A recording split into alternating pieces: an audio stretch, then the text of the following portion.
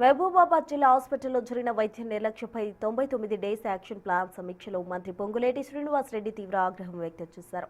HIV positive రోగికి negative అని తప్పుడు రిపోర్టు ఇవ్వడంపై కలెక్టర్పై సీరియస్ అయ్యారు మంత్రి. అసలు పరీక్షలు చేయకుండా ల్యాబ్ రిపోర్టులు ఎలా ఇస్తారని స్థానిక ఎమ్మెల్యే అధికారులను నిలదీశారు. ఈ ఘటనపై సూపరింటెండెంట్ శ్రీనివాసరావు స్పందించారు. ల్యాబ్లో తప్పు జరిగిన మాట వాస్తవమే అని అన్నారు. బాధ్యులైన వారిని విచారణకు ఆదేశించామని, నిర్లక్ష్యం వహిస్తే సిబ్బందిపై క్రమశిక్షణ చర్యలు తీసుకుంటామని హెచ్చరించారు.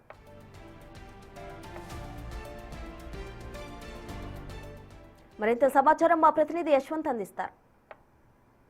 ఆసుపత్రి సూపరింటెండెంట్ శ్రీనివాస్పై నిన్న పొంగులేటి శ్రీనివాసరెడ్డి ఫైర్ అయ్యారు. ఆసుపత్రిలో ఎవరైతే ల్యాబ్ అసిస్టెంట్ ఉంటారో వారు తప్పుడు నివేదిక వల్ల రోగులు ఇబ్బంది పడుతున్నారు, దీంతో చాలా అవస్థలు అవుతున్నారని కూడా కొంతమంది నిన్న జరిగిన రివ్యూ మీటింగ్లో పొంగులేటి సమక్షంలో చెప్పడం జరిగింది. సాక్షాత్ ఎమ్మెల్యే కూడా జిల్లా ఆసుపత్రిపై కొన్ని కామెంట్స్ కూడా చేశారు. అసలు జిల్లా ఆసుపత్రిలో ఏం జరుగుతుంది, ఎందుకు తప్పుడు నివేదిక ఇస్తున్నారో మనతో మాట్లాడడానికి ఆసుపత్రి సూపరింటెండెంట్ శ్రీనివాసరావు ఉన్నారు.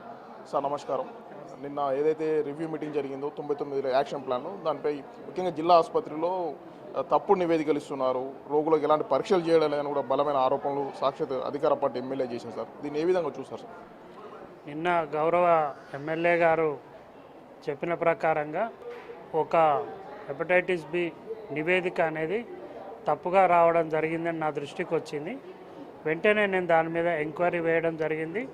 ఎమ్మెల్యే గారు ఆదేశించినట్టుగా ఇమీడియట్గా స్పందించి ఎంక్వైరీ వేశాను డాక్టర్ కరుణాకర్ అనే ప్రొఫెసర్తోని. వారి నివేదిక నాకు నిన్న ఇవ్వాల్సింది ఉండే, నేను అనివార్య కారణాల వల్ల మా బాబాయ్ మరణం ఆ విషయం అటెండ్ కావడానికి గౌరవ డిఎంఈ గారికి పర్మిషన్ తీసుకొని వారికి లీవ్ లెటర్ పెట్టి కలెక్టర్ గారికి కూడా కాపీ ఆఫీస్కు మెయిల్ ద్వారా కూడా పంపించడం జరిగింది. పంపించి నేను ఆ మరణం వాళ్ళ అక్కడ అటెండ్ చేయడానికి వెళ్ళి రావడం జరిగింది.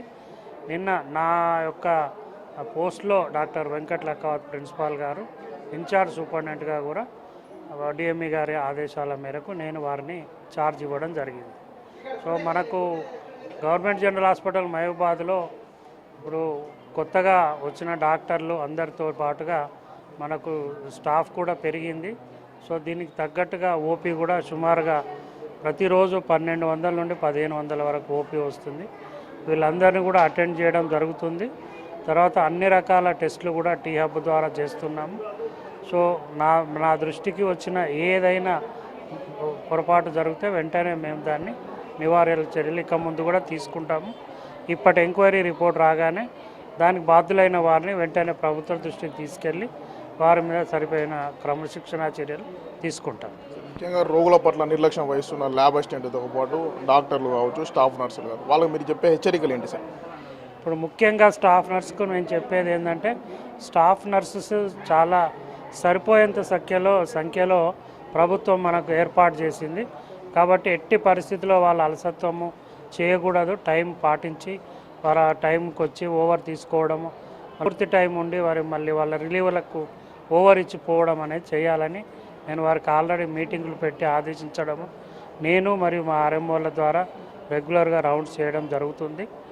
అదేవిధంగా మనకి ఇక్కడ నుండి కొంతమంది నర్సింగ్ ఆఫీసర్స్ను కూడా మనం నా కాలేజ్ ఆఫ్ నర్సింగ్కు లేదా ఇతర హాస్పిటల్స్ షార్టేజ్ ఉన్న వాళ్ళకు కూడా ఇవ్వడం జరిగింది. తర్వాత ల్యాబ్ టెక్నీషియన్స్ మనకు బాగా కొరత ఉండే, పోయిన నెలలో ఫిబ్రవరి మాసంలో గవర్నమెంట్ మన కాలేజీలో 35 ల్యాబ్ టెక్నీషియన్స్ను పోస్ట్ చేసింది. వారి నుండి కొంతమందిని హాస్పిటల్ కూడా ప్రిన్సిపల్ గారు పోస్ట్ చేయడం జరిగింది. వారందరి ద్వారా మనము ల్యాబ్ టెక్నీషియన్ సర్వీసెస్ టెస్టులు కూడా టైమ్లీగా చేసి రిపోర్ట్స్ అందించేటందుకు ప్రయత్నాలు మొదలుపెట్టినాము. అవి ఇప్పుడిప్పుడే సఫలమవుతున్నాయి. కొన్ని ల్యాబ్ రియేజెంట్స్ షార్టేజ్ ఉన్నది, అవి కూడా గవర్నమెంట్ దృష్టికి తీసుకొచ్చి వాటిని మేము క్రమక్రమంగా తెప్పించుకుంటున్నాము. ఇక ముందు ల్యాబ్ సర్వీసెస్లో ఉన్న ఇబ్బందులన్నీ కూడా తొలగిపోతాయి. దానికి స్థానిక ఎమ్మెల్యే గారు కూడా ఆరోగ్యశ్రీ ఫండ్స్ గురించి కూడా గౌరవ మంత్రి గారితో, ఆరోగ్య శాఖ మంత్రి గారితో మాట్లాడారు. ఆ ఫండ్స్ గురించి కూడా మేము లోకల్ ప్రొక్యూర్మెంట్ గురించి ఆ ఫండ్స్ గురించి ఎదురు చూస్తున్నాం. జిల్లా ఆసుపత్రిలో కార్పొరేట్ వ్యవస్థ కంటే ధీటుగా మెరుగైన వసతులు ఉన్నాయి. ప్రతి ఒక్క రోగిని కూడా జాగ్రత్తగా కంటికి రేపలా చూసుకుంటున్నామని సూపరింటెండెంట్ చెప్తున్నారు. ఎవరైతే రోగుల పట్ల నిర్లక్ష్యం వహిస్తారో వారిపై చట్టపరమైన చర్యలు తీసుకోవడంతో పాటు ఉన్నత అధికారులు కూడా ఫిర్యాదు చేస్తామని కూడా సూపరింటెండెంట్ చెప్తున్న పరిస్థితి. వీడియో జర్నలిస్ట్ కీర్తన్తో యశ్వంత్, బిగ్ టీవీ.